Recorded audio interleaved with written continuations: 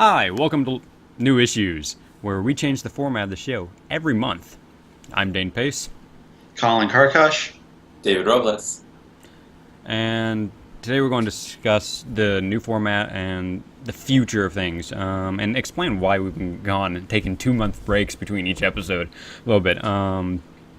So, a little backstory.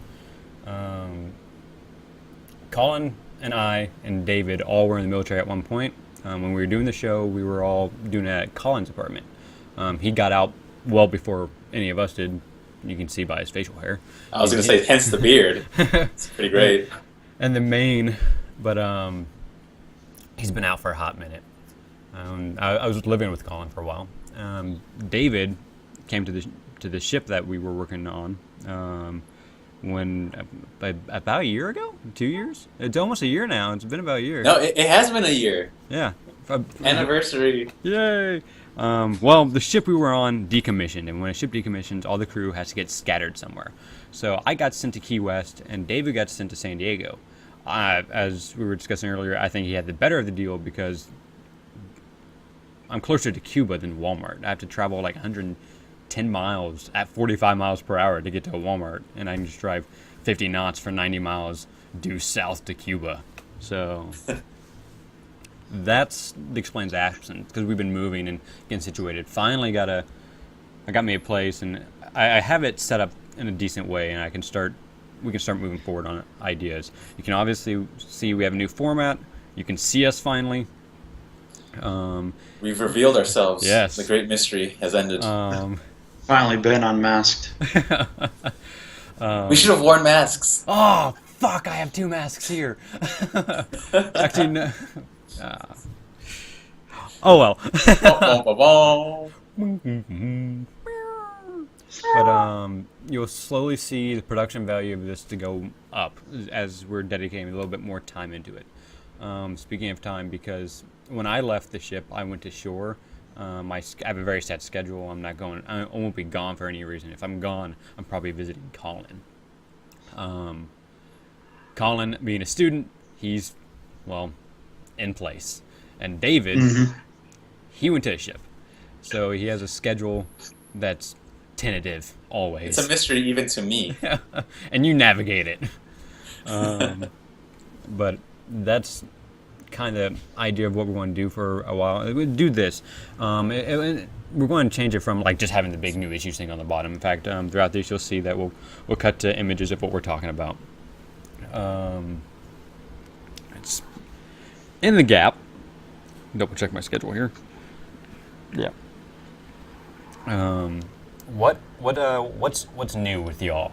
I mean, it's been about 2 months, a month to 2 months since we've actually talked. I mean, we occasionally text each other or something, but we haven't actually talked. Except for you, Colin. I came and visited you and hugged you and tugged on your beard. It smelled good. Brilliant. Not much is not a lot's happened. Still going to school. Good. What about you, David? I've had a wild amount of change. Moved from one coast to the next. Now I'm in San Diego. Tried to buy my Comic-Con San Diego tickets. Didn't work out. If you guys tried doing it as well, you will have realized that there was an hour wait room. You had to get there prior to that hour wait room starting. And even then, you watched the day sell out. Like, Saturday's gone. Then Friday was gone. And Sunday was gone. And you just saw your dreams leave with it. So I'm just going to stand outside of San Diego Comic-Con and just try to peddle my wares there and see cool people and stuff. But right now, I am going to WonderCon. This is the official book schedule thing that they have for it. It's got a Batgirl on it. Nice. Yeah. Right? It's really cool art. They actually have a breakdown of how they made it inside of the book. It's neat. I went to Friday. Only for 2 hours because I wasn't ready for the Southern California rush hour traffic. Okay. And I'm going back tomorrow. Nice. So that's what I've been up to. As I mentioned earlier, I moved from Norfolk to Key West. It's a pretty cool place. I mean, if you like tropics, it's nice. If you like to drink, it's a party town, it really is, which isn't up my alley. But with the right people, I could turn up. and there are no comic shops. I have to drive to Miami, which is three hours, 3.5 hours to pick up a book. But I'd do it. I did it last weekend. I went up to Miami, bought I bought an issue of Batman is Missing. I bought a copy of Sin City Volume 7 and 6 and Doom Patrol, and got two a bowl, a Chipotle bowl, and burrito. Ate the bowl on the way home and ate the burrito the next day at work. You don't have a Chipotle close to you? No, Miami's That's your the life closest source. one. Yeah, I know. Turns out the Chipotle I went to is by Michael's old house. Oh, Like neat. I sent them pictures. Like, I know where you're at. It's like, awesome. So I got settled in here. I have a pretty groovy place. I'm not going to go into details or brag about it. I'm not going to go into details or brag about my job. It's a cool job. I really like it. I could easily see myself spending 3 years here and getting out and not complaining. Needs. I mean, I haven't been to a comic shop since we left Virginia. Shout out to Local Heroes. You guys are the last comic shop that I went to, and I can't get back into the dating game again. You know?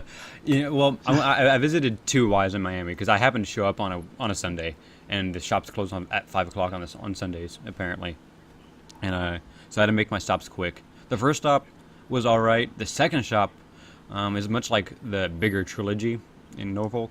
Okay. Where it's just stuff everywhere, and except they take it to extreme. Like, you're like walking like this. There are like things literally hanging on the walls, like from the ceiling down, like in just loops, like just shit everywhere, and it's awesome. But again, it's like dark, and it's like, oh man. But the people there know what they're talking about, and like, so if you ask for a book, like, oh yeah, it'll be right here, and they'll point you in the right They've got direction. their own Dewey Decimal System. Dewey, you Brilliant. fool! But it's pretty cool. Again, I actually showed up like 2 minutes before closing, but they said since I'm I was very passionate about this stuff and very knowledgeable, and came from Key West just to show up. You were begging, weren't you? No, I was like, hey, came from Key West. Can I just give a quick look? See if you have a couple of books. Like, yeah, no problem. And we sat there and talked a bit. So, good. That makes me glad because I still go to Local Heroes, man. Oh, you lucky dog. Oh, don't get me wrong. It's about a 20-minute walk. Local hasn't lost my business. No, they're collecting all my books, and they're shipping them to me. And I'll just I email them fairly often, like, hey, could you add this book and stuff like that. Like, they already know. They're gonna collect them for 3 years. No, monthly. Oh, Every month okay. they send them down. In fact, I already emailed them, told them to collect the Nameless, add issues 1 and 2, and when Volume 6 of Batman and Batman and Robin come out, go ahead and just send them down too. So. What's gonna happen after the Convergence event? They're gonna be like, what do we send him now? Because like everything's like wacky. Oh yeah, actually. No, they kind of guess at what you might like. Yeah. Oh, based on okay. what you've previously bought. Well, anything that doesn't change, they're going to continue sending me. Like Batman's still going to be running, so that's Okay. coming. Batman and Robin is canceled, but it becomes 2 different books. It becomes We Are Robin, and then Robin, Son of Batman. Oh, So neat. Damian gets his own solo book. That's kind of cool. Let's see. What else is on the agenda? Oh, news. Okay, so this is where we get to try out the new window mode, and you'll see it in a second. So my list of news is fairly small. I'm going to start with Batman 66. One of the cooler bit of news that came out was that the original cast, or most of the original cast, who are still alive, Adam West, Julie Newmar, Julie Newmar, and Burt Ward are going to be in an animated movie based off the 66 Batman, which I think Oh, that's so neat. yeah, right? Isn't that cool? Is it gonna have a General Gum? Oh, that'd be or- hilarious. Yeah. Bring back Kevin's character. That'd be awesome. Osher and Kato and I. Austrian Kato. Similar to that, I was looking on comicbookmovies.com, and there was an article saying that Marvel's thinking about having an animated tie-ins to the cinematic universe. Ooh, that's pretty neat. That's cool. It's cool. Whoa, I can hear me. Somebody's mic came undone. That would be cool. Well, yeah, what they doing with who was it? It was I know DC's doing tie-ins with their TV universe, like with what's her name? Very similar to Animal Man. She has jungle cat powers. They're making Vixen. Vixen, yeah, Vixen's getting an animated show, but it's in the same universe as Arrow and Flash. Yeah, that kind of worries me though, because doesn't it feel like if they have too much stuff scattered across too many mediums, like I don't know, it's gonna feel like there's gonna have to be a lot of retconning going on. I think they are like establishing a multiverse right now. It's a multiverse that the average fan can't follow though. Like I love the Marvel Cinematic Universe, but I haven't seen any of the shows. So when something happens in the movies and everyone's like, "Oh, that's so crazy because that was all Agents of S.H.I.E.L.D." I want to be like, "What? Like, what even is this?" So it's a little weird. Like they're introducing some Inhuman stuff in Agents of S.H.I.E.L.D., and I know nothing about that. And all of a sudden, the Inhuman movie is going to come out, and I'm going to be like, Colin can explain the Inhumans and Black Hole very well. He actually has their first appearances, so he's going to have some money soon if he invests properly once they come out. The most exposure I have to the Inhumans was an Old Man Logan, and that's about it. I don't know much about him at all. I actually, other than what Colin's told me, I really don't much either. So, I mean, I know Black Bolt's the leader, and they're not quite mutants. I guess they're just. Kamala Khan. She's a Inhuman. Okay, there we go. What they are is they're like genetically modified weapons. So it's like they're like a class of mutants, but they aren't exactly mutants. It was their powers come from this process called terrigenesis. So they're exposed to these this terrigen mist, and once exposed, then depending on like if it's in your genetic code, then you get a certain power. But if you don't, then it pretty much kills you. Yeah, it kills you. That's awesome. Interesting. At the beginning of Miss Marvel, there was the gas cloud. It fell all over New York. It didn't kill all of New York, though, so that was good. But it did awaken her powers. She's Inhuman. Is Miss Marvel Inhuman? She is Inhuman. Yeah, they actually have been sending... the Inhumans are looking after her. Oh. Yeah, it's really, really neat, because she doesn't know. But Captain America suspected it, Wolverine suspected it, and so they were like sent the Inhumans like a message and like, hey, you should look after this girl. And so that's not to mix up. That's not to mix up Captain Marvel. Also, we're not talking about Carol Danvers. Okay. Yeah, we're talking about Kamala Khan. She's the new Miss Marvel. Okay, and don't get that confused with DC's Captain Marvel. Also known Shazam. So many Marvels out there. Okay, that makes sense. I hear good things about the Unbeatable Squirrel Girl lately. Really? Yeah, like I hear the art looks very fun. Yeah, I hear it's very fun. I hear it's a lot like Gotham Academy. It's just a very fun book.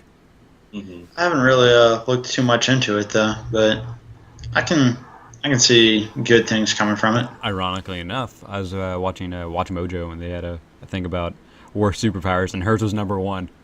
And that was like published like a year ago or something like that. I was like, she's like beat Thanos before though, like on her own. So I don't know.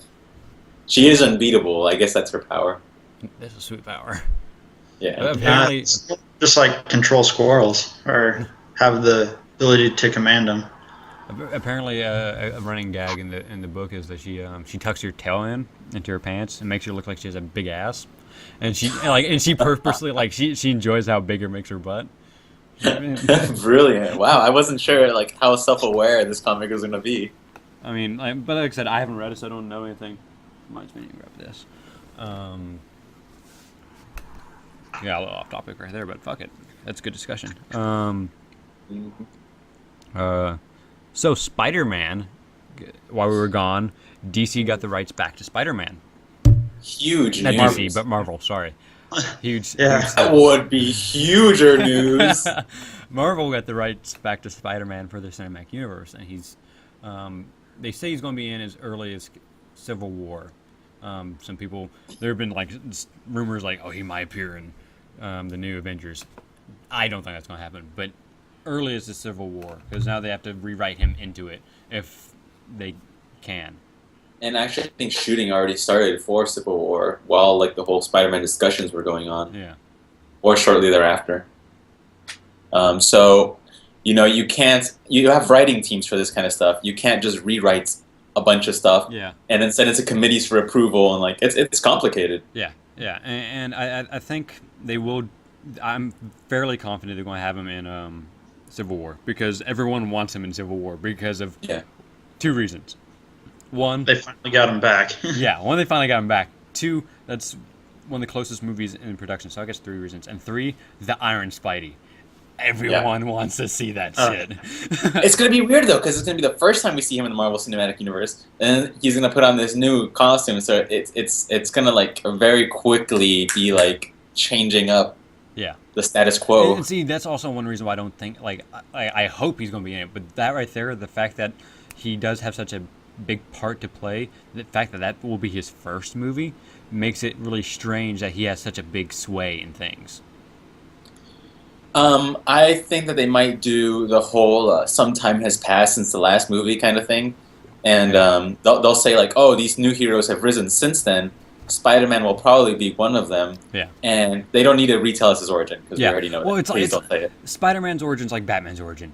You can ask like a 2-year-old, hey, what's Spider-Man's origin? Oh, this. What's Batman's origin? Or this. I mean, everyone knows it. Everyone. Good people in Africa knows Batman's origins. I'm just saying. Very, very secluded people will be completely aware of the radioactive spider. Freaking So, the big question is it going to be Peter Parker or Miles Morales? Because we were discussing before this that the cinematic universe takes a lot of elements of the Ultimate Universe. It's a Disney, as Munson put it, a Disney-fied Ultimate Universe. Because the Ultimate Universe is pretty damn dirty. It's really dirty. You don't want to put that in a Disney movie. Or do you? I mean, it's not like it's the Max series, like. It gets very close to that, though, because there was a scene in Ultimate Weapon, which was leading up to, like, Galactus appearing in the Ultimate Universe, where they went to the Tunguska area of Russia, and they stumbled upon Russia's super soldier program, which was hiding the mutilated parts of Ultimate Vision, which they were using to create their super soldiers. And you got to see some pretty brutal stuff down there. You got to see Captain America's dark side. Nice. Because he beats up Russian version of Captain America pretty damn hard. And after it's all over, he's like, I'm pretty sure, I can't remember, it's been a while since I read it, but I'm pretty sure he kills the dude and says something that fighting is about honor, it's just about winning. And I was like, oh my god, Captain, what are you? Who have you become? It was kind of like in Transformers when Optimus Prime beheads Megatron? Yeah. When he beheads Megatron, when Megatron has no arms, and he's begging for mercy on his knees, and Optimus Prime just cuts off his head, and he's like, oh, good riddance. I was like, oh my god. Yeah, so Ultimate Universe, kind of like the Max Universe, not really, but it's for being mainstream, it's pretty rough. I think it's kind of unfair to say, like, it's Disney-fying it, because, or whenever you think of that, you're trying to say that it's like kitty and pretty and like cutesy kind of. Yeah, I can see that. You also got to remember, Disney like does have some pretty dark stuff. Yeah. Not just like killing off, not just killing off Bambi's mother, but in Fantasia there is the devil. Yeah. So it's that's how they end the movie, with a night on Bald Mountain. Freaking and the pink elephant scene. That's damn near as terrifying as freaking the boat scene in Willy Wonka. And these are supposed to be like cutesy and like kids movies, yeah. And so that's why Disneyfying I don't think is an insult, like saying that they're like making it too kiddie, because Disney knows how to treat kids. Like, it doesn't talk down to them. Clayton dies in Tarzan, a very horrific death. Mufasa gets stampeded. You know, like they like, actually, if you ask me, I think Disney kind of has too much damn death for kids. Because every time that there's a character, someone close to them dies to like set things in motion. Yeah, but usually whenever someone labels it as like Disney-fied, then they're trying to say that it's too friendly and try to be nice about everything. But I still think when I think of Disney-fied, I think of a corporate takeover and a corporate mandations is usually what I think of. And the higher ups at Disney have their fingers deep in the cinematic universe because of how much revenue they're making, and so they will have certain certain things like, hey, you can't get this dark type of thing. And that's, I mean, they're giving Marvel a lot of free reign to do what they want with their stuff, but there's certain things that, like Loki, for example.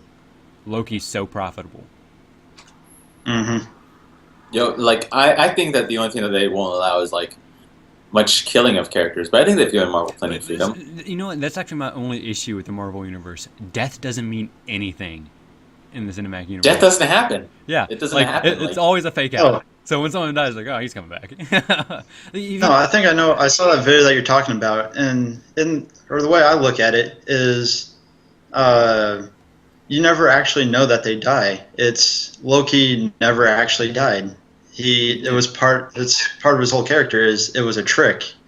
And let's see, there was another, like I saw that video and there was a few examples. I was just watching. I'm like, all right, well, they never actually killed him, so you can't say that was a death.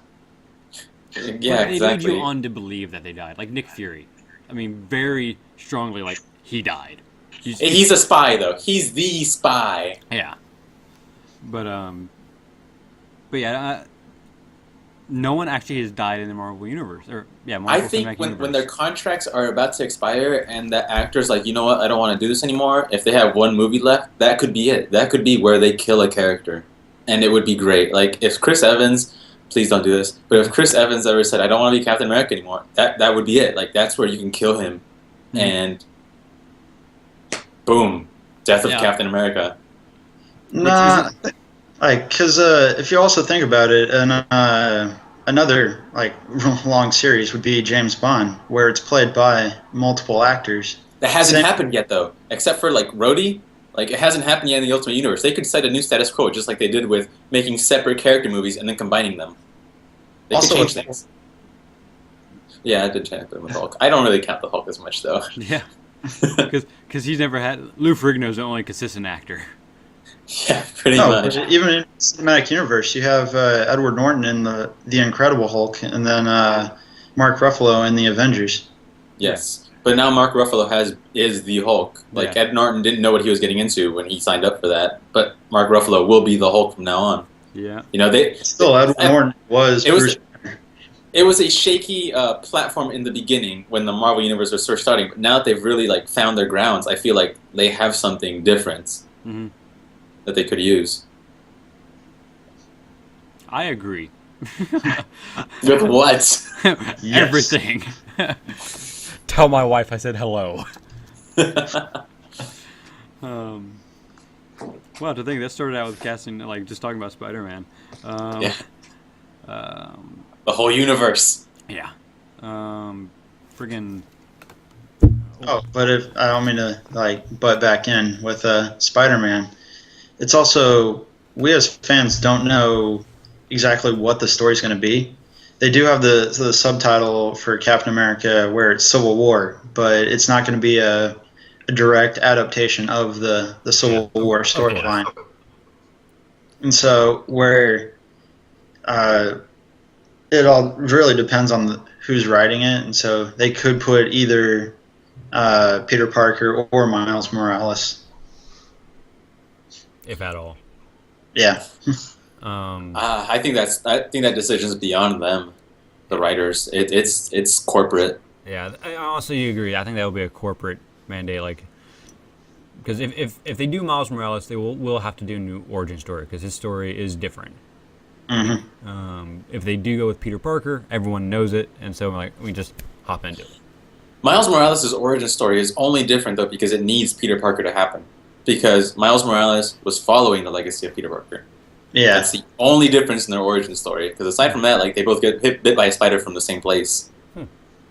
And I think Miles' uncle also dies, but in a very different way.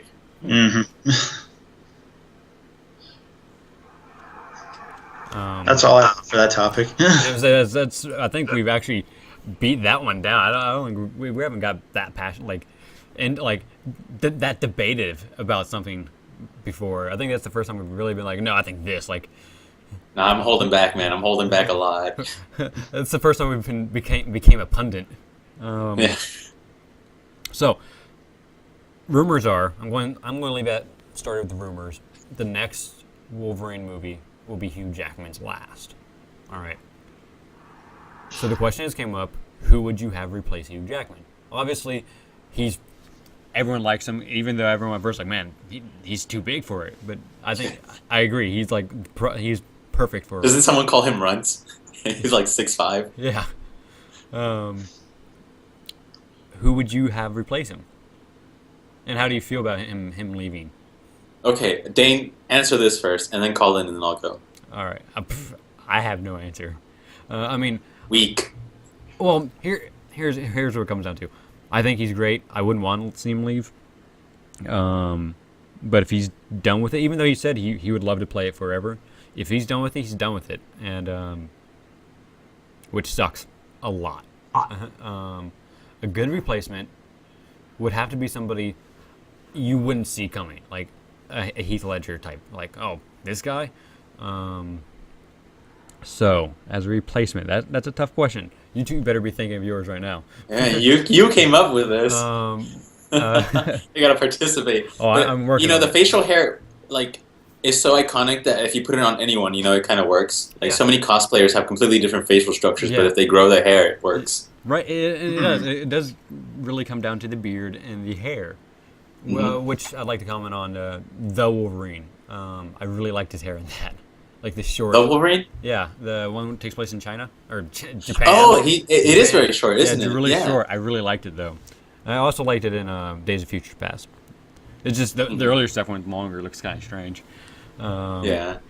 Too true to the comic. Yeah, but once it gets shorter, it actually looks really good. Like, oh, it seems kind of natural. I could see that. It kind of reminded me more of a kind of how his brother Sabretooth?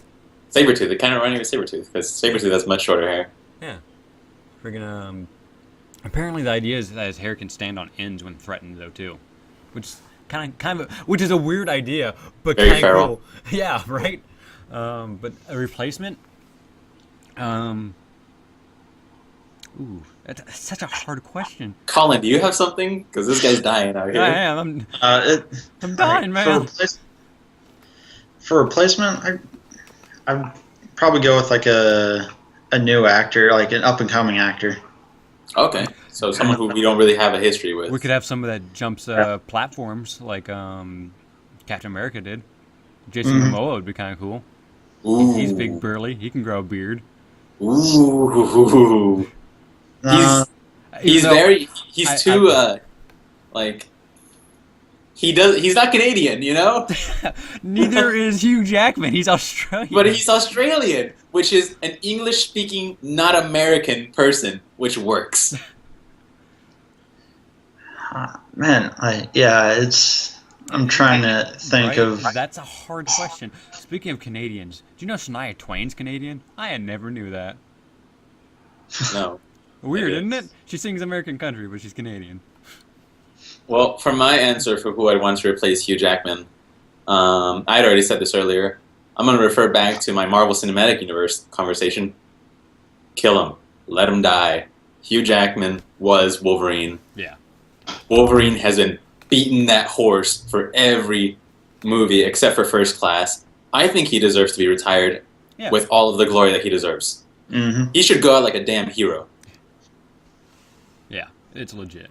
And they just have to find a way to get rid of his healing factor, which isn't hard. They've done it several times. They just killed him just in happened the in the comics. Yeah, they just killed him in the comics. And that's why it works, because Death of Wolverine is such a recent story that you can just play it in some movies and it slips right in. It's organic. Let's see. Recently, they've been doing a lot of activity with Deadpool lately, like the live action Deadpool. Yes. And it's actually quite exciting. Recently, somebody asked the question if they are going to have it be rated R or how they're going to handle it. And they flat out said it's going to be PG-13. Now, they also said that on April Fool's Day, and later that day released a video Nolan said words. They also like. I mean, it's comical. You have to look it up. It's great. It's going to be rated R, and they also released a picture. Allegedly. Yeah. They also released a picture of what he's going to look like from the comics, like Ryan Reynolds in the costume, and it looks really good. Like in the video, you actually see him in the costume too, that they released for saying it's going to be rated R. But they released a great picture of him in the costume, and it's great. I mean, it's Deadpool. I mean, people think he's a little skinny, but Deadpool's kind of a slender guy. He really is. He's really skinny, yeah. Yeah, other than like Rob Liefeld. Yeah, other than being Liefeld up. But, his eyes, are they CG? yes. And Okay. even in the picture, have you seen the picture? Yeah, that's why I was thinking that. I was like, wow, those are very emotive eyes. How Yeah. is his costume moving like that? I think, and I hope to goodness that they keep it that way, because Yeah. it's very important to the character. Because the white eyes, it's like Batman. They look awesome, and they're also emotive. And if they get it right here, we can see more, we can see an emotive Spider-Man. We can see Batman. I was going to say, because you can't do it with Spider-Man, because in the comics his eyes are just squinting and doing things differently, but with Deadpool you can do that and get away with it. And they can get away with it, Batman. And everyone, who doesn't want to see wide-eyed triangle Batman? Oh my god, that'd be awesome. No, a triangle-eyed Batman would not work because Batman movies are so serious, and I'd just be focusing on his eyes the whole time, like, is that could really you just happening? Imagine just a shadow, a gargoyle, hanging over on a building, and suddenly the eyes light up. It's like, if it was Sin City style Batman, Sin City style Batman would completely work with the triangle eyes and the shadow. And oh yeah, you're right. That would yeah, be like the movies. A very noir style. That would be kind of cool. Exactly. It would be so good. It would fit right in with the whole gothic, old school '50s kind of look of Batman. Mm-hmm. I demand a reboot. I'm still excited for Batman v Superman. I have high hopes. They recently We're released rebooting already, man. Yeah, they released a picture of Jesse Eisenberg as Lex Luthor, and it's pretty legit. I mean, it's Jesse Eisenberg with no hair, but it looks good. That was pretty much my reaction to it. I was just like, it's just him without hair. But other than that, it wasn't anything too spectacular. It wasn't a costume reveal. Yeah. It was just more of a shaved head. Ever set reports of Affleck as Batman is awesome and really sexy for some reason.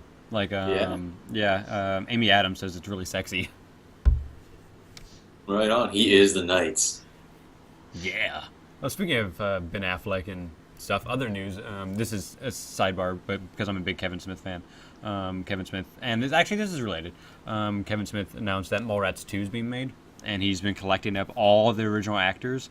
Stan Lee's on board. I mean, everyone. See, I tied it in. Stan Lee's on board. Everyone's coming.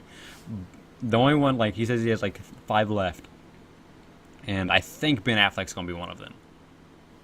What? Yeah, good, because he was in the original. I mean, everyone's coming back, and I'm really excited for it, just because it's kind of groovy. Colin, got an opinion on this? Any of this last couple-minute discussion? Just with Kevin Smith saying who all he's gotten back, it's just it's hard to keep track of which or who all he has, just because every time I've seen it, it's like 8 of 12, 9 of 15, and it's like, wait, what? Add in more people. It's like, he's also kind of stoned when he posts that stuff, so you have to keep that in mind. yeah. Oh, in recent news, since time back to Deadpool, I recently picked up. Last time I was in Norfolk, I picked up Hawkeye versus Deadpool. It's actually really good. It's really good, especially for something short and so simple.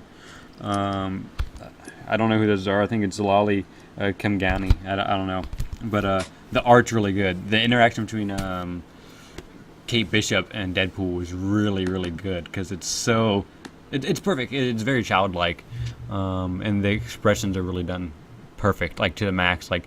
At one point, Wade has a knife in his chest, and he asks, he's begging Kate to pull the knife out, and she's freaking out about it. It's great.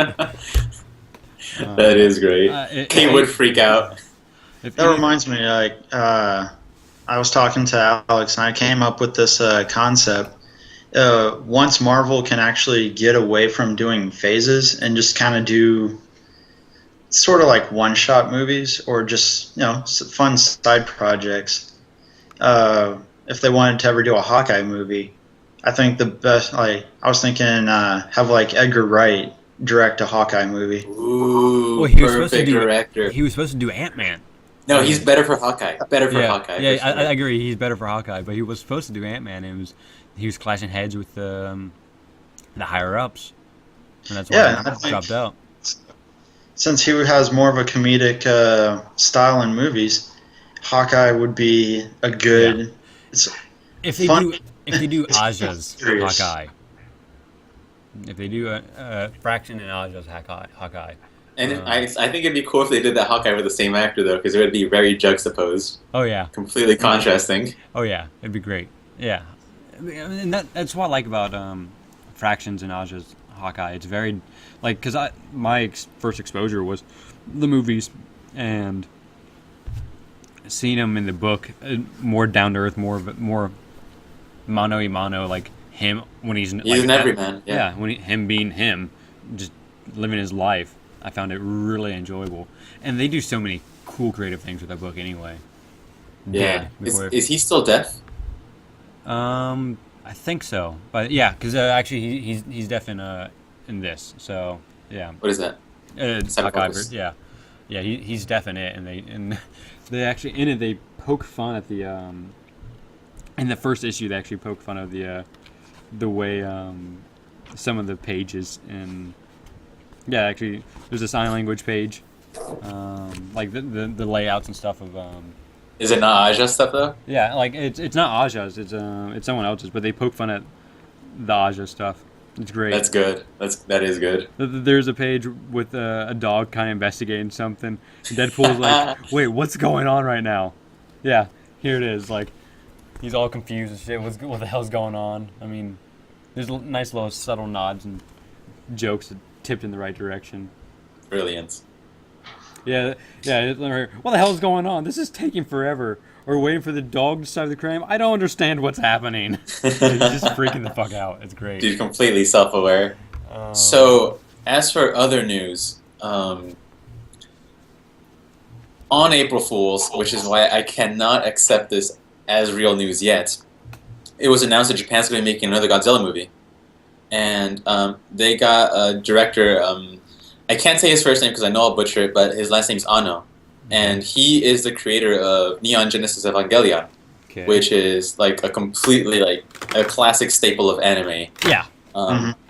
It's in the mecha genre. It's completely heavy, very psychological, and I mean it deals a lot with giant fighting monsters. Yeah. And he is slated to direct this movie, which is weird because he's still working on his anime series, which are being made into movies as well, and there's still like one left. But I just looked it up again, and I mean, he's still apparently like on board. There's still like news coming out today that he's going to be directing that movie. Well, if it's still coming out, it's safe to say it's truth. It probably is truth, Well, but this guy is very notorious for like taking on projects and not doing them. okay. So we'll see how that That's goes. probably what it is. Freaking But I'm confused though, like, because what he does is so not mainstream, like very. His stuff's kind of too dark for the public. yeah. Like it delves too much into the character's head, and Godzilla's just there to crush it. Yeah. Freaking well, first thing I saw in the news when I woke up on April Fool's Day was Stephen King was hired to write a couple episodes of Walking Dead. Okay. I'm like, Ooh. see, that's a great idea. Then I realized what It day it is. was, and Yeah. then I when it was on his website, on Stephen King's website. So I looked at it, and he says, "Yeah, I've been given full permission to do whatever I want, and I can tell you now, I'm going to kill at least three characters, and one spoiler alert, one may have a crossbow." Wow, he went straight for the kill. Dudes. But after I realized what day it was, like, oh, probably not. But that would Yeah. be pretty cool because he did write the first 6 issues, Yeah, the first 6 issues of American Vampire. It's really good. So Oh, he actually wrote. Oh, that's pretty neat. I Yeah. thought American Vampire had the same writer. Wasn't it Scott Snyder? yeah, it's Scott Snyder. It's created by Scott Snyder and Raphael Albuquerque. But Snyder, being a big Stephen King fan, asked King to write essentially the origin story to the book's main outlaw. Let's go with outlaw because sometimes he's an antagonist, sometimes he's a protagonist. Main outlaw, and so Stephen King created the backstory to him and wrote it. And so, like the first, it's I guess the backups of the first 6 issues. So the first 6 issues are divided up into 2 stories each. So, like the first half and the back half. And the first half takes place in 1920s. The second half takes place in 1880s-ish. So, like a 30-year difference. So the stories completely start anew then. Yeah. And So I could just jump in American Vampire and not have to have read the other ones. Well, yes and no. I mean, when I say that, it like by the end of the book, they tie up, they meet up. Oh. Okay, and from that point on, it goes forward. But in a sense, you could just hop on. You'd be kind of lost because they just started their second cycle, or they call it the second cycle, and it's the 70s forward, about the 70s, about Easy Rider era, and they give a quick, brief history of what happened at the very beginning of that. I mean, there's some great writers from Dustin Nguyen wrote a bit. I think Jeff Lemire wrote a little bit. The artist for The Wake and Punk Rock Jesus, I can't think of his name off the top of my head. Do I have the book around me? I have the book right here. I could have. You've read Punk Rock Jesus? No, but I keep myself informed in the stream. It looks really good. I haven't read it yet, but the art looked fantastic. Yeah, I've heard good things about it. Sean Murphy, there we go. He did a story and art for it. It's good though. I really enjoy it. I can't wait to read more. So while we're on break, actually recently in the last couple of weeks or so, Leonard Nimoy passed. And Yes. Oh yeah. like Robin Williams, this actually affected me more than I thought it would. Like I was generally kind of, oh man, what the hell? I don't know if it's just a shock factor or a just like he's gone now factor. It's just I started thinking about all the things he was in, things I liked, like Atlantis. I loved his role in Atlantis. That movie's really good. What was he in Atlantis? He was the king. He was the king? Yeah. Oh, he was the king! It even kind of looks like him. Like the voice, now that you mentioned it, that was totally him. Oh my god. Neat. And small stuff. He did a lot of charity work, apparently. Other than his Star Wars stuff, he's what we call a decent human being. Like he was just generally nice. He was friendly to everyone. He had a song about Bilbo Baggins, the bravest little hobbit of them all. Yeah. Oh, that's cool. Yeah, it was actually like apparently it was a hit. Right? Only in the 70s you can go with that. He made a surprise appearance at my first Comic-Con ever, back in 2009. Really? And was it like San Diego? San Diego, yes. Oh. And I only saw a flash of him because he just came in, appeared, he's walked up to like a Star Trek booth, and he was just there, and I had just walked by that booth and caught a glimpse of him. Then someone shouted his name, and then I was completely swarmed by just this wave of nerds, and they just washed me out of the way, and I only caught him a little bit, and I was like, I'm out of here, I can't breathe anymore. So I had to regroup elsewhere. But it was the power that guy commanded, you know, like that was before the new Star Trek movies started coming out too. So like he was still like people wanted to know about him. He's like, he dips into like a little bit of every kind of thing in nerd pop culture. Not only as we all know he was in Star Trek, but it's also I know he did the voice for Sentinel Prime and Transformers. Yeah, he was in the newest Transformers. Really? And he's the third one. He's the villain in the third one. And he was in the animated movie also. Huh. See, This is like when you guys started revealing to me everything Mark Hamill is in, and I was like, wow, he was everywhere. uh, yeah, like he has had a lasting effect on many people, close and far away. I know when news broke that a lot of fans in Star Trek Online did their own thing to mourn his loss, his passing, and in fact, the creators of the game actually developed a statue for him, like he's a permanent figure of the game.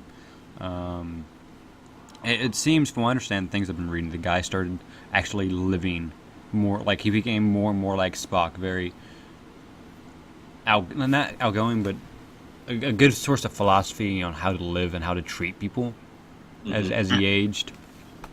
I find that really interesting, and especially like when you start thinking about his co-cast members, like George Takei versus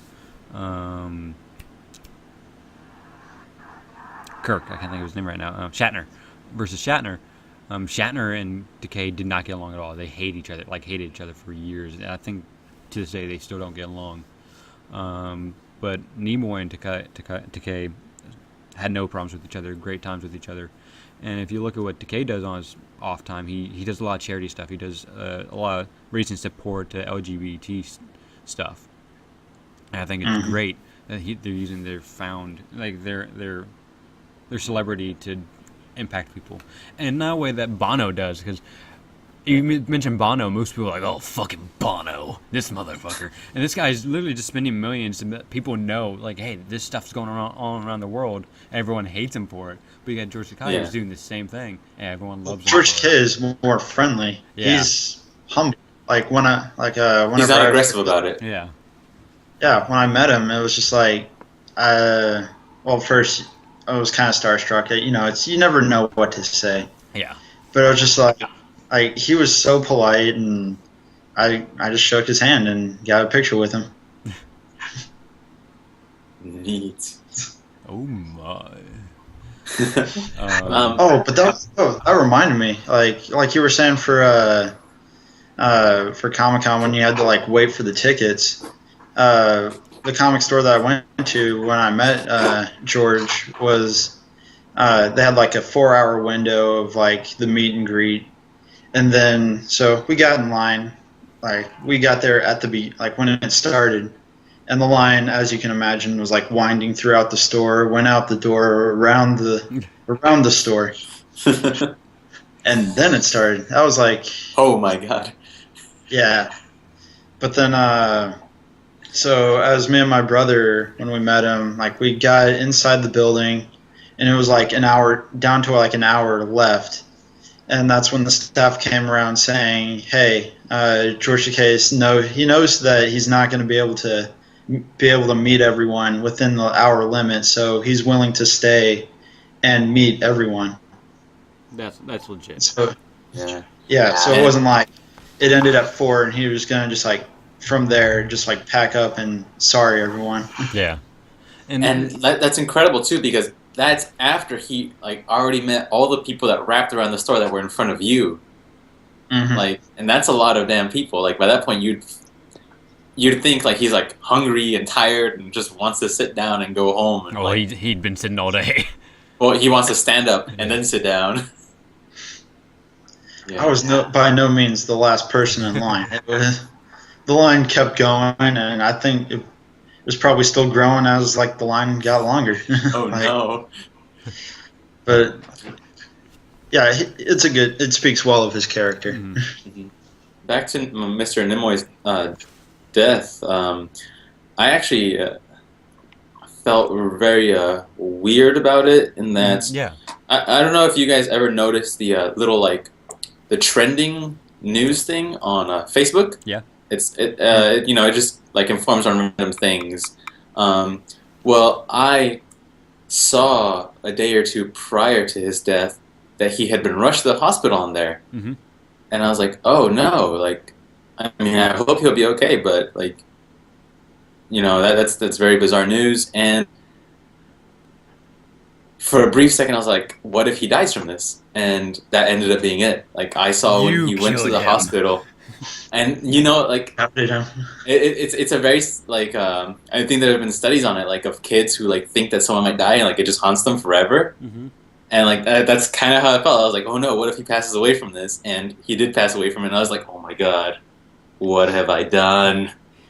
So I don't know. It was eerie, almost that I wished it upon him, and I felt horrible about it for days thereafter. I wish I had not seen that trending news thing. Damn you, Facebook! You have ruined me. Dane, what are you doing?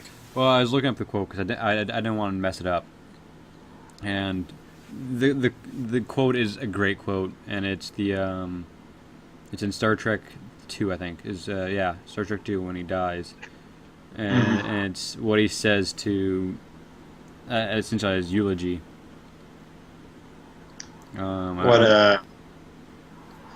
It's pretty much right before they send him off, and I just want to read it verbatim.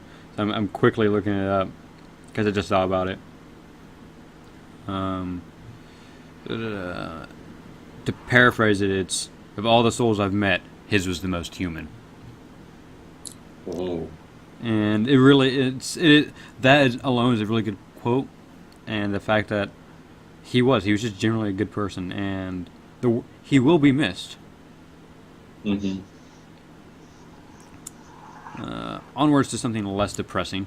Please. What have you been reading lately? Like, what books have you been reading lately? Like, since we passed. You obviously said you haven't gone to a shop, but have you been reading anything digitally or anything like that? Let me look around me. Okay, hotel room pamphlets. That's what he's been reading. Yeah.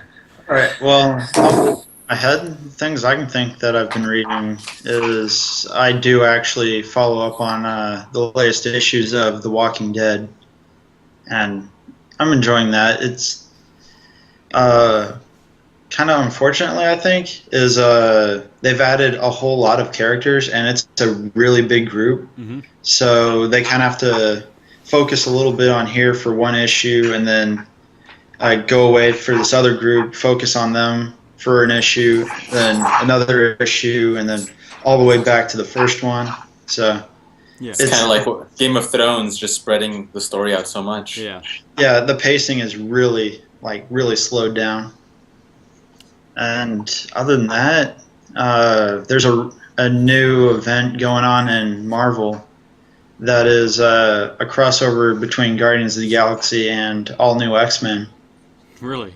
And yep, it's called the Black Void, and it's this weapon that's in space, and I'm only halfway through it, so but I'm enjoying that read. Good. Speaking of events, I think it's June, has 2 huge events for DC and Marvel. Okay. Oh yeah. You have Convergence. Basically the same events. In a way, they are. You have Convergence. How cool would it be if they crossed over with each other? That'd be crazy. I know it won't happen, but man, would it be crazy. Well, you have Convergence, and then you have what's the Marvel? Secret Wars. Secret Wars. Okay. From what I understand, what Convergence is, the idea is back in Infinite Crisis when the DC's multiverse became one universe. Before all the other universes got destroyed, Brainiac took a city from each of those universes. And the idea is, if he opened up those jars all at the same time and had these cities and universes suddenly interact with each other at the same time. And that's the basic idea of Convergence. And when they do that, they're actually doing a bunch of like one-off issues that take place in that universe. So you have the Grant Morrison Batman Robin coming back. You have Green Arrow, Green Lantern team up coming back. Like a lot of the classic stories that people really liked. You have old Len Wein, the creator of Swamp Thing. He wrote a story, another Swamp Thing story, that continues the run. Huh. Yeah, it's kind of interesting. Now, with that said, what is Secret Wars? I haven't been following that because I'm a DC guy. I have no problem saying that. I'm mostly DC. Colin, do you know what the fuck is going up with Secret Wars? Other than that, it sounds like it's the same thing. If you understand, they're collapsing the universe. Same thing. It's there. I'd have to look. There's a map. There's actually a map for it. Yeah. Where because they've broken off this. I think it's Battle World is what it's called. Yep. So it's. I was just fine how you both nodded at the same time. So in this Battle World, they're split up into different regions, each one being a different type of Marvel universe, where you have characters from the Ultimate Universe, the mainstream universe. First one that comes to my mind is like the 1602 universe, noir. So all of these are just pretty much being merged into one. What about 2099? You know, it's Yeah, funny because I I was think- thinking that too. It sounds just like the whole all the Spider-Men coming together, the Spider-Verse. except now the whole universe though. Yeah, and so that's supposed to, I guess, Spider-Man saw I think what they're trying to do is like they're trying to once again like merge things, sort of, or at least organize it for newcomers to jump on. Little side note: Colin knows a guy who says 2099 in the strangest way. How does he say it? It's sacrilege, by the way. 2099. Right? Oh, It's This guy wants to it's one start of those some fights or something. He's like, I'm just going to insult your whole heritage. It's Oh, 2099. it's not like he goes out of the way to say it. It's just that's how he naturally says it. It's 2099. It's like it stings on the inside. You're like it's so much. Well, both are like they're both correct, technically right, but one is but wrong. it's much easier. For some reason, it's easy to say 2099. Yeah, 2099 roll like it flows better. It's one reason why I choose Ra's al Ghul over Ra's al Ghul. Ra's al Ghul flows a lot better. you know, it's weird. I had never thought of that, but I've always read it as 2099 even before I heard anyone say it. And now that you guys are just confirming this like weird thing that I've had going on in my life that I was completely unaware of. that you're normal. Subconscious. Yeah, it's like when he told me that, I was like, this guy. Apparently, there's a lot of disagreements with this guy. The way he just views the superhero comic universe is really skewered, right? Yeah. Some people, they just want to watch the world burn. What is this, the Stone Ages? I've been reading. I guess I asked the question, I could answer it. Obviously, Hawkeye versus Deadpool. I have this big to read stack, which includes volumes 2 and 3 of The Invisibles, Flex Mentello, volume 4 of Saga, volume 2 of Action Comics, JLA 3 and 4, like 3 copies of Sin City, the last volume of Swamp Thing. But I've been reading the current run of things as well. Friggin' Batman Eternal just finished up in a great way. I was really excited because one of the big things that Batman Eternal did was they brought some of the characters back into continuity. Like, for example, the most prominent one is Stephanie Brown, who was the Batgirl before Barbara could walk again. So pre-New 52, she was Batgirl. And when they reset the universe, they just destroyed the character entirely. I remember you mentioning that in a previous issue. Yeah, they finally brought her back, and her and Tim Drake had a relationship for quite some time, from what I understand. So not only did they erase a person entirely, they erased a relationship and all the things that went with it. Yeah. In the last issue, I think it's the last issue, you get to see these two characters interact for the first time again, and it's really, how was that? It sounds awkward. It was like, well, it's they're hanging out with Harper Row, and it's in case they see each other, and it just like time stops, if you will. Time doesn't actually stop; they just see each other and they just don't know what to say. So it is kind of awkward, but it's like, oh, yeah. And for a while, like they imply that Harper and Tim might actually start a relationship, which is kind of cool. I'd like to see that as well. So we might get a love triangle. It'll be awesome. I'm really excited for that. Oh no, not love triangles. Yes, love triangles. All about them triangles. But characters have been popping up. Like they made Selena Kyle drop the mantle of Catwoman, but she's now in charge of all of the Gotham Underground. She's the Dawn, if you will, of all the underbelly. So she's keeping that in check. Ooh. in interesting ways. Yeah, that's really cool. Who took over Catwoman? Because I feel like Catwoman is a role that has to keep No, going. she she keeps herself very prominent. She at one point she had a bat signal attached to her club, and Bruce shows up and he's like, "No," and destroys it. Like, you can't call me at a whim. So she keeps herself very involved. I mean, her title is still running too. So I haven't been reading that. I was gonna say, I swear that they just got like a new artist or a cover artist or something. They've been doing. Jay Lee's been doing the art lately. There we go. Jay Lee, that art. Yeah. We had a whole tangent on his art, didn't we? Yeah, because I talked about meeting him and getting one of his prints. They brought Talon back from the series. I can't think of the character's name, but he shows up near the end. Nice. Yeah, see, like, that's what it says. I saw him. It's like, oh, yes, yes. They haven't forgotten him. Nod towards the fandom. Well, because he had 13 issues, at least 13 issue run. That's something notable. I mean, considering some issues only run 6. Mm-hmm. Series run 6. I was really happy. I'm not going to spoil how it ends, but all the clues are in place. Everything lines up. You don't go, oh, that came out of nowhere. Well, there's something that does come out of nowhere, but again, I'm not going to. But then once you look back at it, you're like, oh, it was there the whole time. Yeah. You know what? Actually, can I spoil this? Oh my god. Okay, Colin give will a like spoiler this. alert. This is happening. Are you okay with this, Colin? Go for it. Yeah, like Okay. my whole view on spoilers is, it's not about the destination, it's the journey. Okay. So, I'm not going to say who the big villain was. After the big villain reveals himself, another person shows up and kills him immediately. That person is none other than Lincoln March. Yeah. What? Yeah. Yes, and it's like, What? it's like exactly like what? And they even like talk about Did he when. have his armor? Yeah, they even Whoa. they even talk about like how he was the funding behind all of this. He was the benefactor. He mentions like when they met up and stuff like that, which was during Court of Owls, right before Batman shows up, like shortly before Batman shows up, because he just killed the court that's in the room.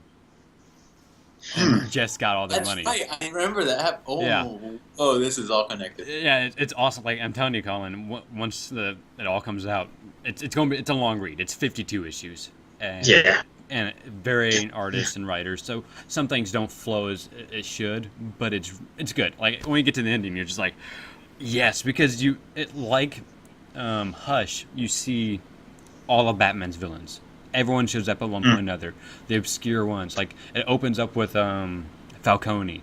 Near the end, you get Roz, who's like, Roz shows up. You get Clayface shows up. Everyone shows up, big and small, and it's nice. Like, it's like Hush felt very rushed, but it was much shorter than Yes. Eternal. Hush So it sounded like this gave him the chance. yeah, to, like, Hush shows up, and he has a very important part in it, actually, and that's awesome. So like, and it also touches on the side of Gotham you don't see very often, which is the spiritual side, like the supernatural side. It touches on that for a little bit, which is really cool. After reading that, I've decided that Batwing has one of the coolest bat suits in existence. It's essentially Iron Man as Batman. So Right A modern version of Batman Beyond, I think. yeah, that's a good way of putting it. Think of Batman Beyond, except in the This- Batman this would- time, not the type. future. Oh, okay. So the technology is still catching up. It's Mhm. not completely beyond-ish yet. Yeah, it's pretty cool. You know, I mean, I don't understand. Bruce Wayne could afford to just be walking around in an Iron Man suit, but he doesn't do it. They actually allude to it in a story, the story arc between 0 Year and Death of the Family is a two-issue Clayface story, and in it, they could put in a trash compactor, and you see a prelude to the Batman Beyond armor. I mean, it has the big crest and everything. And Bruce Wayne asks, why isn't Batman using this? And the response is, because it's not economically affordable for anybody to use it. Okay, that works. Yeah, That's like, clever. that makes sense. I can You know, accept that. they gave it a nod. They know that it's there, and they gave a reason why it's not Yeah. happening. I I mean- like that. I mean, it flies, it goes through an impenetrable wall, it has lasers and shit. I mean, it's cool. But it's like, Yeah. it costs too much to run. I'm like, all right, I'll accept Neat. that. Multiversity's been full effect. I've been reading that. It's really interesting. Like, I like to see the other universes. There's a very thin trail of clues going through all of them. I think this last issue coming out the end of this month. After I read it, I'll have to reread everything and see all the clues going through. I actually have a question about multiversity Okay. that's been really Bugging you? yeah. All right. Is it being used as a way to lead up to convergence? No. Because it sounds like it's right up its alley though. Yes, and a lot of people thought Morrison had things to do with it.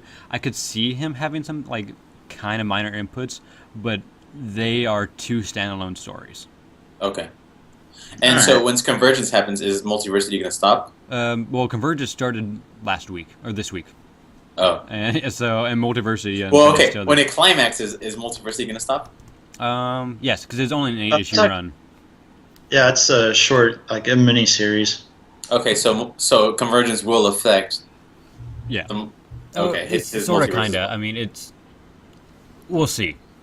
I Yeah. know Morrison said that they don't really interact with each other, and the best way people like. But you can't have something affecting all of existence and not have it affect someone else's existence. You know, Exactly. it's all of existence. Yeah. So it's a little weird. And I think part of it, because it does map out the entire multiverse, you can kind of see and pick and choose where they're from. Because I think it's issue 5. It's called the Guidebook, and it tells you everything: who's what, where they're from, and it gives you a description of that universe. It's really cool, including the one that we are in right now, Earth 33.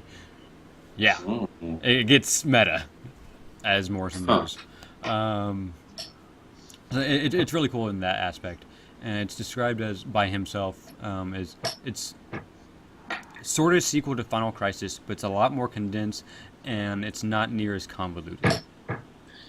What I think is super meta about all of this happening is that Marvel is doing the same thing too. Yeah. So like it really feels like it is the multiverse. Yeah, the universe is collapsing in on itself. Yeah, because I mean, if it's happening to one publisher and to the other at the same time, Yeah, okay, it feels like something cosmic really is happening. yeah, that is kind of cool. I didn't even think about it that way. Aside from that, I'm still reading my usuals. I'm reading Batman, which is really good. Like they're doing things with the Joker that are so like obvious. Like how has he lived so far? Like why hasn't he died? They're asking those questions and kind of touching at it. We had appearance of one like the most absurd characters of all time showed up in a way that makes you go yes, and at the same time everything he says you go, but you can't believe anything that comes out of his mouth. Crazy Cool shows up, and they like hint several times like yeah, but he's fucking crazy. You can't like, and he gives this story about how the Joker is seemingly immortal, which is really fun. And that's all I'm going to say about Crazy Cool's appearance because it's awesome. Like just the way they did it because they don't even say who it is. You just have to kind of connect the dots. So they're doing great stuff with Endgame. A lot of people have had a couple big reactions lately in the Batman universe has been the cover of post-Convergence Batman because you see what looks like a mech Batman. A lot of people are like, whoa, this ain't my Batman. You look like a bunny in a police uniform. That's kind of what it looks like. He has police on it, like blue and red lights on it, and he has like his ears look like rabbit ears. And so people are like, I don't know, and I have faith in Snyder and Capullo. They usually pull it off. And then there's the Batgirl cover fiasco. Oh Yeah. Something I didn't even think about talking about in this until a moment ago. And I think it's like a lot of things, people have taken it too far. I mean, to me, it's a very beautiful work of art that touches on a history of the character. Yes, terrible things happen in that character's history, which is technically not canon.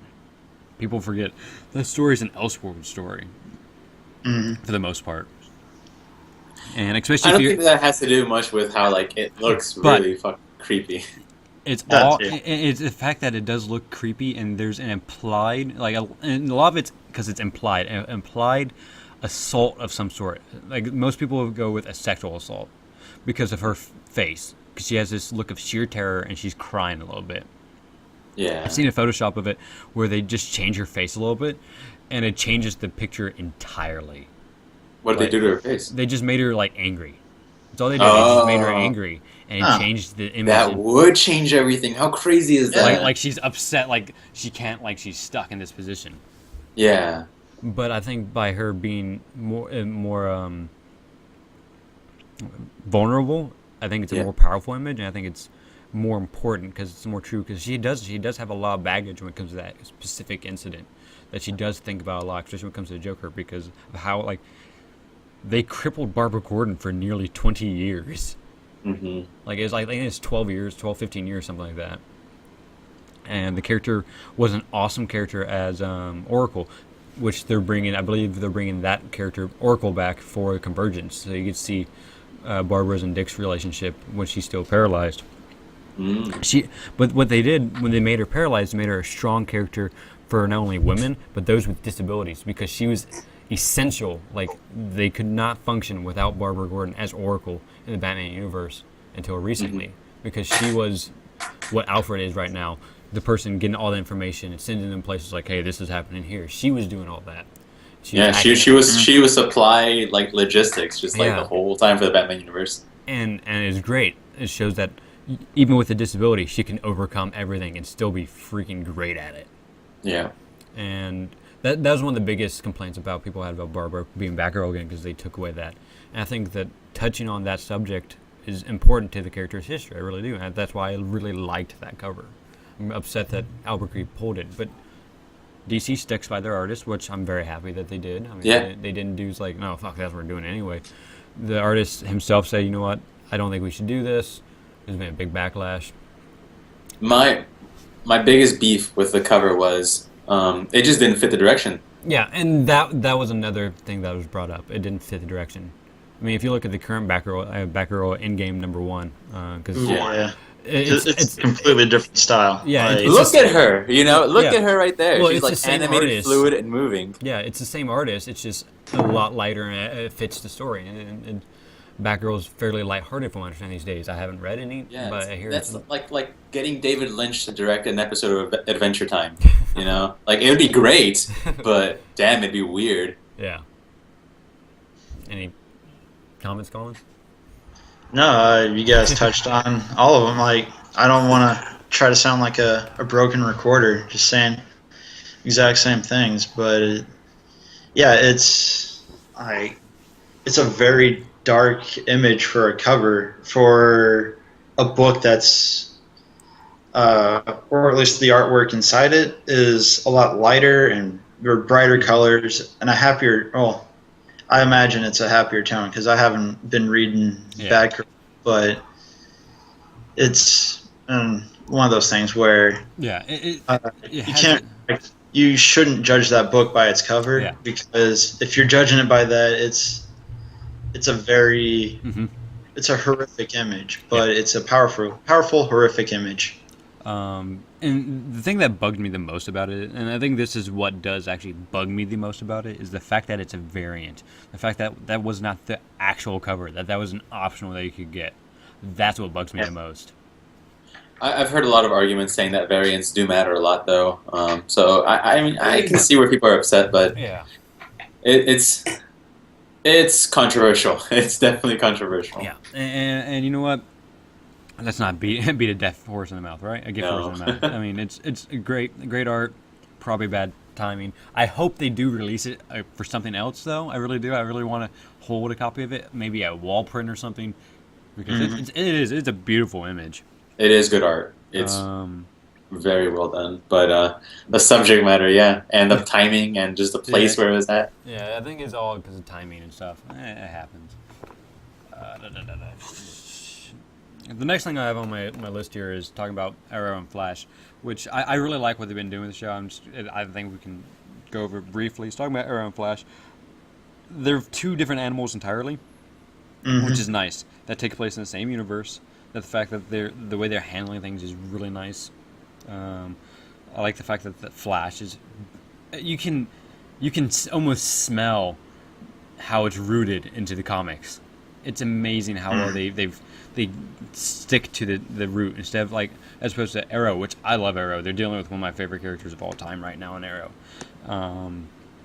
But it essentially is Batman. It's very Nolan-verse, very angsty. which I can see them slowly pulling out of it.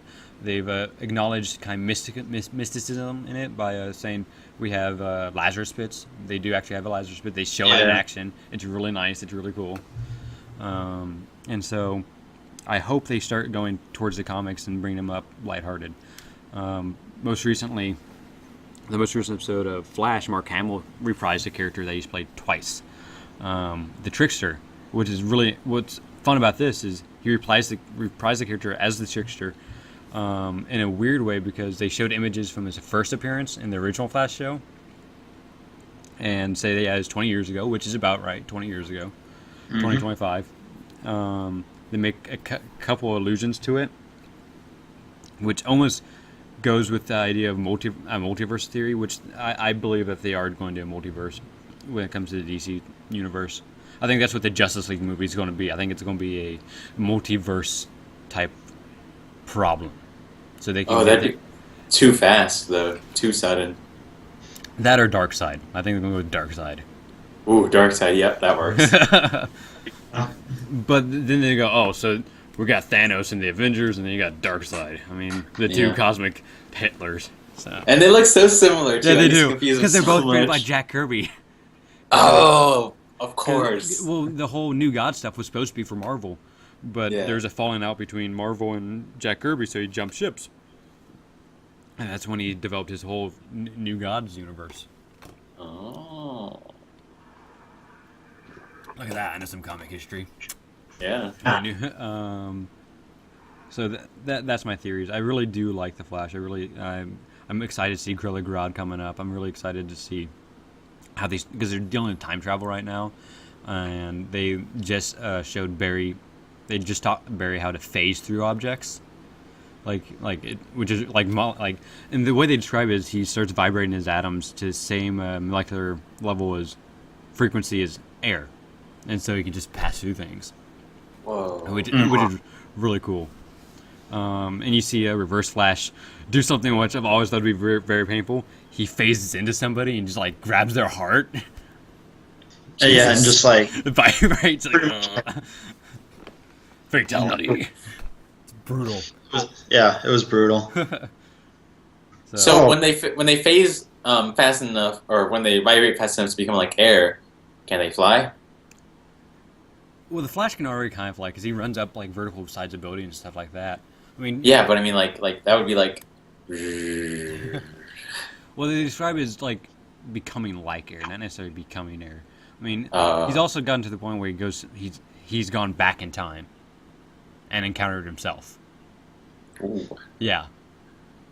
So, I think they might stick with the origin of the lightning bolt that hits Barry Allen is Barry Allen hitting himself, creating himself.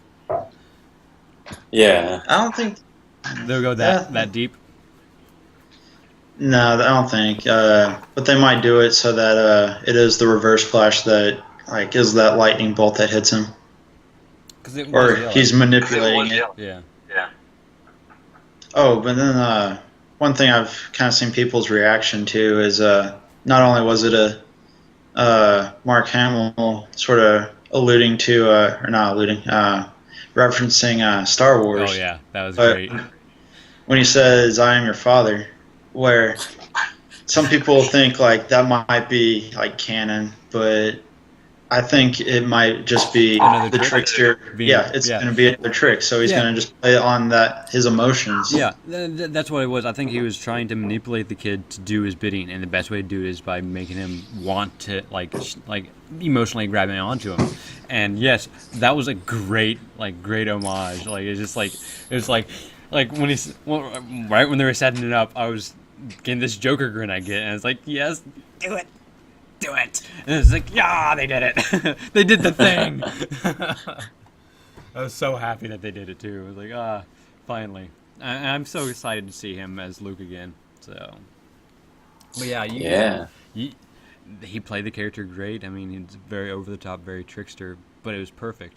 I said he played the character twice. He really briefly appears in Justice League Unlimited, and one of the a great 2-minute clip of essentially the Flash is looking to find some information, and he finds the trickster at a bar, and he just talks to the trickster like, "Hey, come on, you need to be on your meds," and like they just have a conversation, and it ends with like, Flash getting the information from the trickster without throwing a punch or anything, and says, "Remember, when you're done with that drink, get back to the hospital and go on your meds." It's like, all right, you got me again, Flash, and that's the way it ends. And just by the tone, he's gonna do it.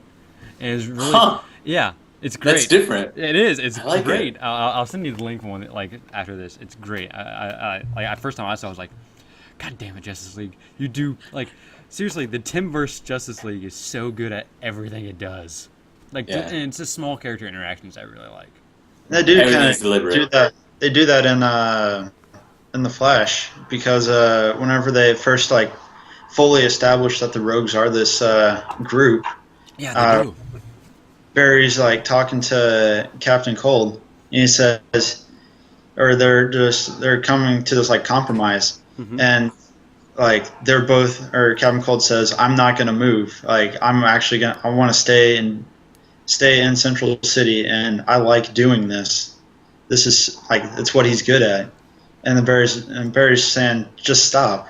But then they come to the compromise that the Rogues won't kill people, and that they can commit crimes, but they have to obey these rules. Yeah, they kind of put down a guideline, which is really cool. I really like that idea too, because that's the way they are. They don't kill unless like absolute dire. It's considered our character for them to kill. So they have rules. Neat. Yeah. Honor among thieves, believe it or not. Crazy. Yeah.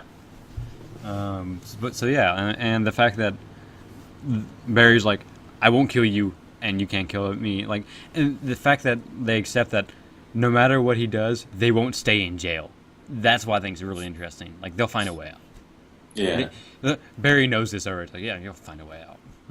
And then Captain Cold knows that Barry can move at the speed of light, so there really is like he will find a way to stop him. Yeah. And he flat says that's why he likes doing what he does. He wants to see the Flash find a way to stop him. Mm-hmm. So I mean, it's interesting how they kind of dive into the character psyches this way.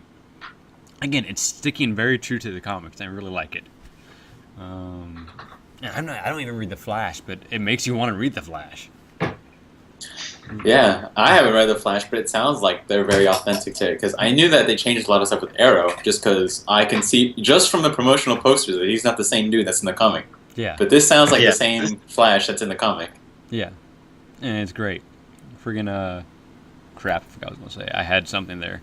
But I can't wait until that a team-up episode with all of them in it. Yeah, they're doing a team-up episode with the Atom, Black Canary, Green Arrow, the Flash... Firestorm,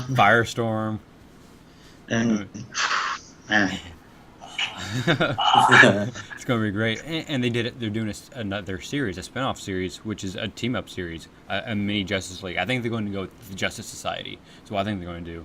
And we already know it's going to be the Atom. We already know it's going to be Firestorm. We know that the original Black Canary's, her actress is coming back for something. We don't know what for though. So. I'm really hoping that they do a Justice Society. I hope that we get like Zatanna or something. Somebody like out of the blue that'd be really freaking cool. Like a magic user. That's what we need is a magic user. Yeah.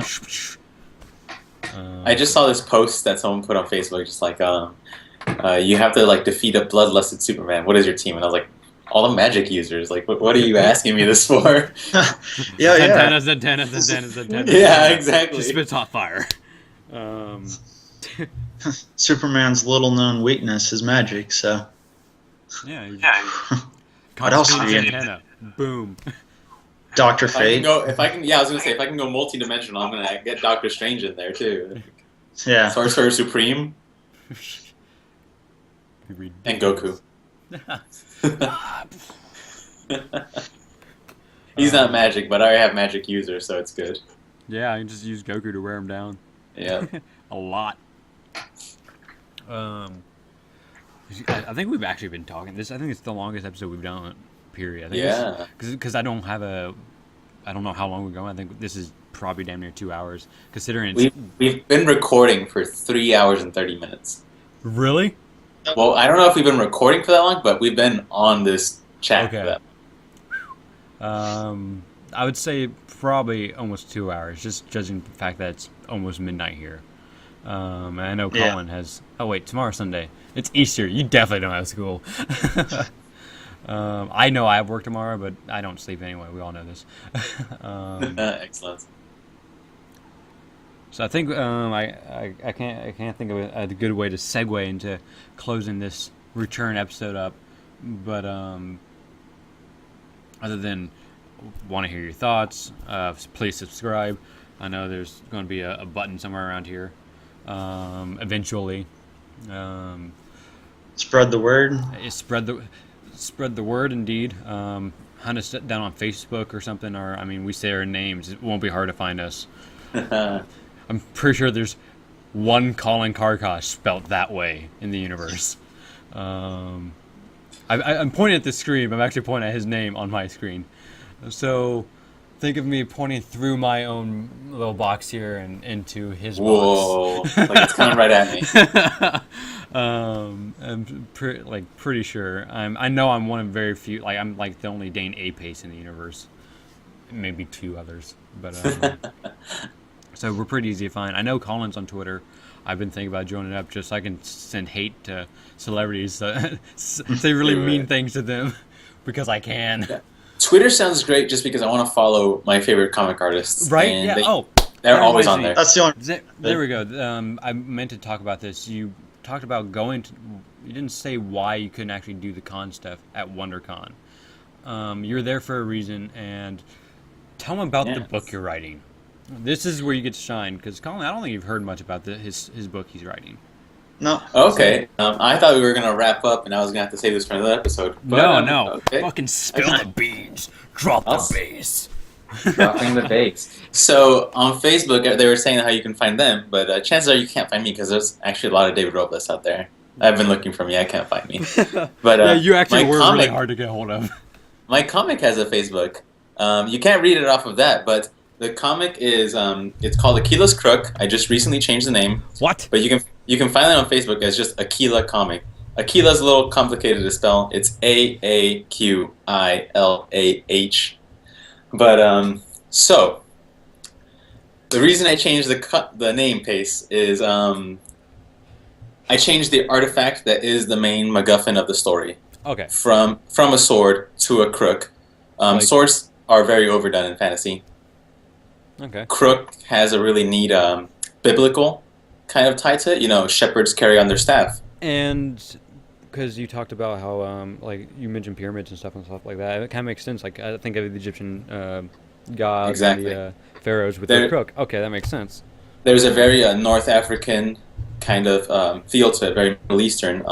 In history, there was actually a period where Arabic influences controlled Spain. It was called Al-Andalus. And in the comic universe, Al-Andalus becomes the dominant force of Europe. They actually find the New World.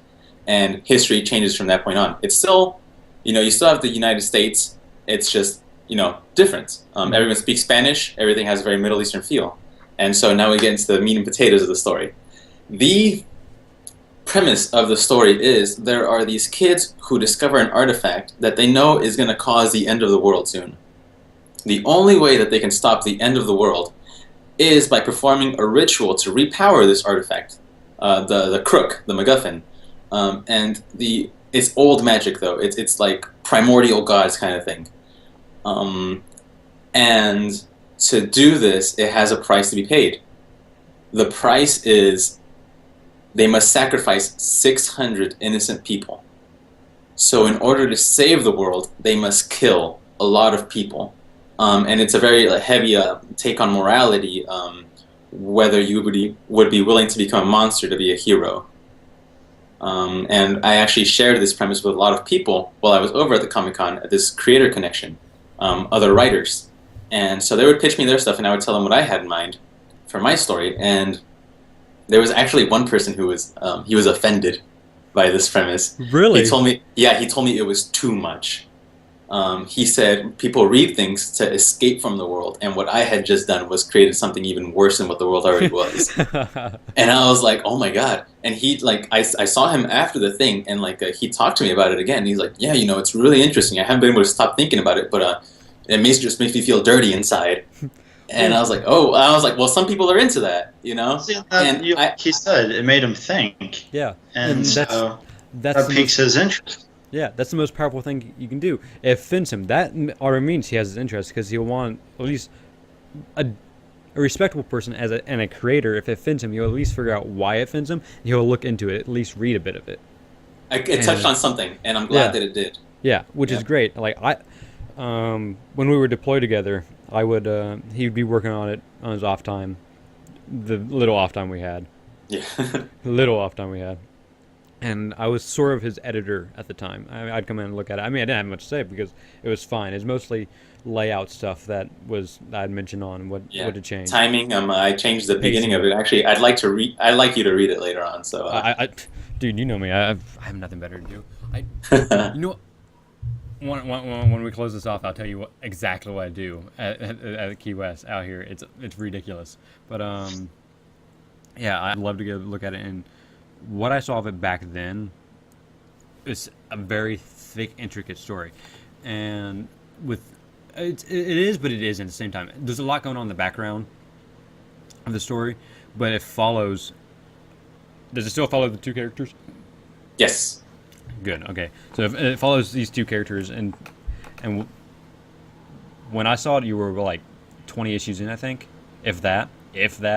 Yeah, I had it was I was still in the second issue, but I had about 40 pages worth of art. That's what it was. When you saw it. Yeah, because now I have 80 pages. 80 pages? 80 pages. So you're on what, like issue 3, 4? I've done 3 issues, and I'm working on the 4th one. Cool. It's really interesting because you like quickly start not falling for these characters, but get invested in these characters because they're very unique. They have their own personalities. Me not being a Spanish speaker, a lot of their names are Spanish and Arabic of descent at the time. I'm not sure if they've changed. So Same. It took me a minute to catch on. But it's the small details I really like. The use of, like, for example, like stop signs. They're in Spanish. Mm-hmm. When I realized that like all the maps and stuff that you see are in Spanish, I thought that was really cool. I was like, oh, okay. And David being bilingual, I thought that makes sense for him to have like everything in Spanish. And you did. It's a little shout out, you know. Yeah, you did even mention that you was going to have an all Spanish version, right? Yes, I do want to translate the entire thing in Spanish. Now, when you do the entire thing in Spanish, are you going to change the things in Spanish into Arabic? I think I'll keep them in Spanish. And it's actually interesting because in the Spanish version, it'll work better. Aquila's name is actually a play on words. She is raised by bird people, and Aquila is an Arabic word, but in Spanish it sounds like águila, which is eagle. So the way that she comes up with her name is she knows birds and she sees an eagle and she tries to point at it and say what it is. And so someone tells her it's águila, and she's like, oh, Aquila, and that's her name.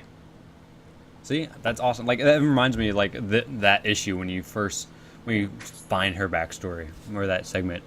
I saw roughs of it essentially.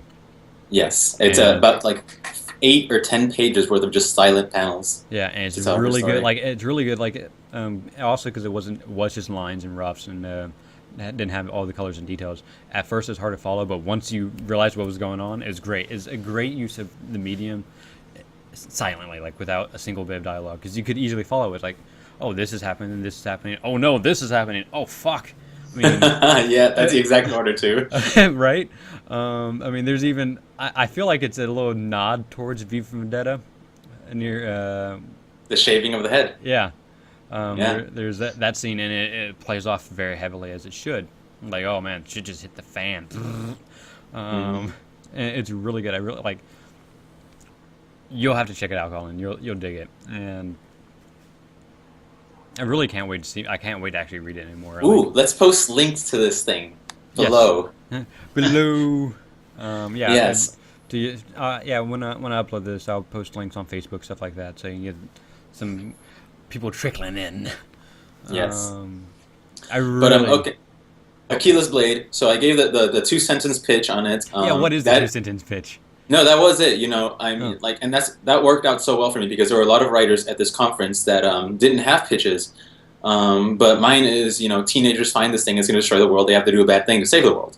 And I could wrap it up in that sentence. And there is so much more to the story. And despite it being such a heavy concept, like that guy was offended, one thing I did try to tell him is my characters all have very cartoony expressions. And they take things in a very lighthearted way. So what I like to do is I like to kind of contrast it in that horrible things are happening, but horrible things happen in real life too. You can't always win, and you aren't always depressed. You can't take bad things with a smile, and that's what a lot of these characters try to do. Yeah. So it has that dimension. Yeah, I'm being very vague. I don't want to give away anything, and I'm doing this purposely. I'll spoil the shit out of Batman, but this is his personal project. I don't want to spoil his shit, and that's fucked up. And that's one reason why I am being very vague about it. But the characters are very fleshed out. You do start to like them. Like the guy, I really like him. It's been so long since I've looked. I can't think of his name, but I liked him. I thought he was really fun. The character designs are great. The villain is such a very interesting villain. I really do enjoy him and his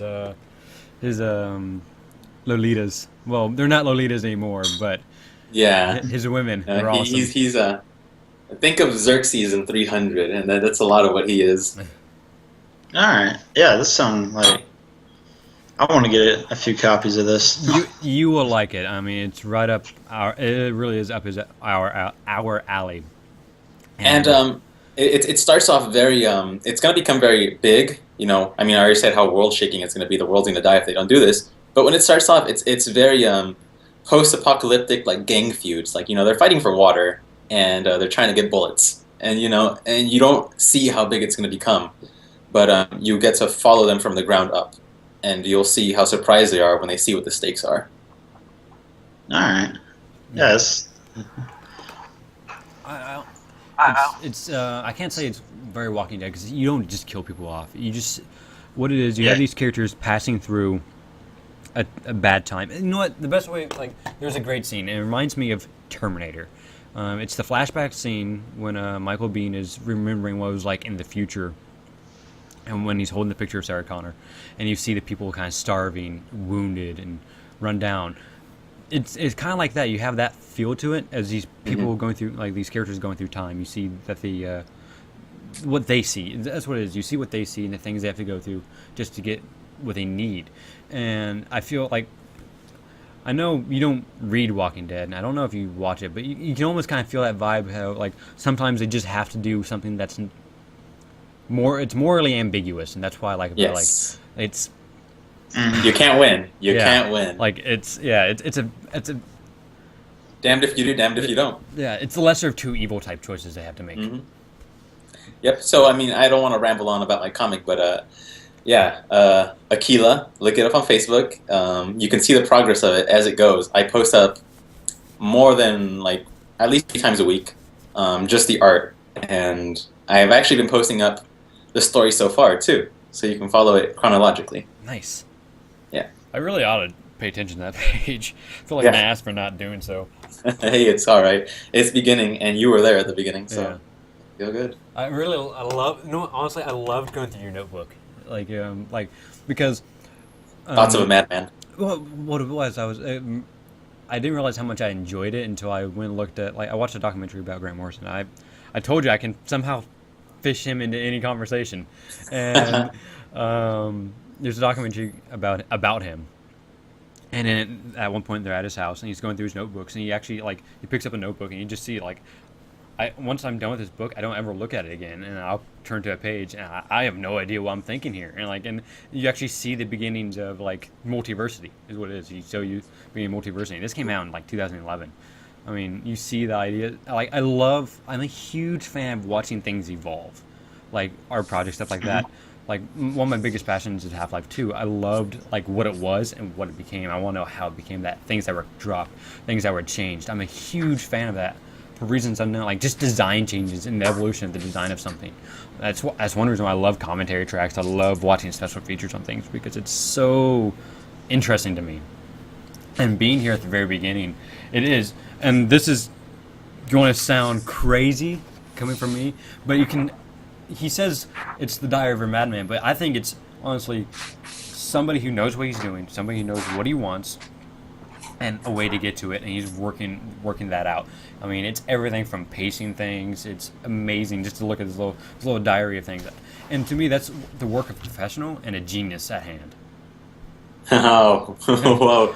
We'll see what people decide, but look for art that looks like this. This is one of the main characters, Lucio Basil.